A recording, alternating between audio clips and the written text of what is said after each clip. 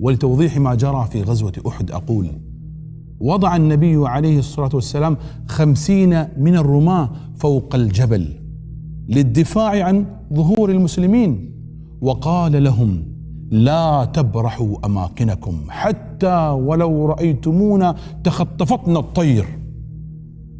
فلما التقى الجمعان لم تقوي خيول المشركين على الثبات بسبب السهام التي نالتهم من الرماة، فانهزم المشركون. فلما رأى الرماة ذلك قالوا: الغنيمة الغنيمة الغنيمة الغنيمة، ونزلوا لجمع الأسلاب وتركوا مواقعهم على الجبل. حاول رئيسهم عبد الله بن جبير رضي الله عنه منعهم وذكرهم بأمر النبي عليه الصلاة والسلام بلزوم مواقعهم، إلا أنهم أبوا، فثبتت معه جماعة لا تزيد على 10، فجاءهم المشركون من خلف الجبل فقتلوا البقية من الرماة، ونزلوا على المسلمين بسيوفهم من خلف ظهورهم، فقتلوا يومها 70 من الصحابة رضوان الله عليهم، فانقلب نصر المسلمين إلى هزيمة.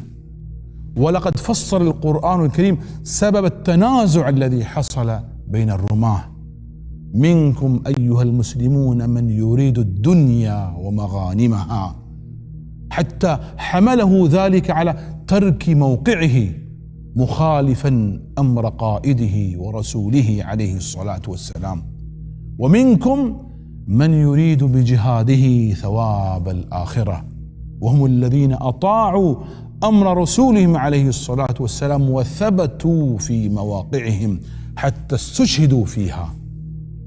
ثم ردكم الله تعالى عن الكفار دون أن تنتصروا عليهم ليمتحن إيمانكم، فيظهر المؤمن الطائع من العاصي، والمؤمن الصابر من الجزع.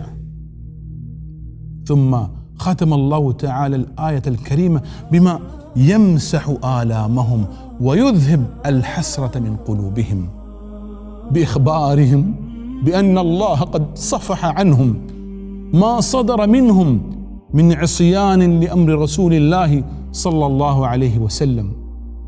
والله ذو من ونعمة على المؤمنين، حيث هداهم للإيمان وعفى عن سيئاتهم وأثابهم على مصائبهم.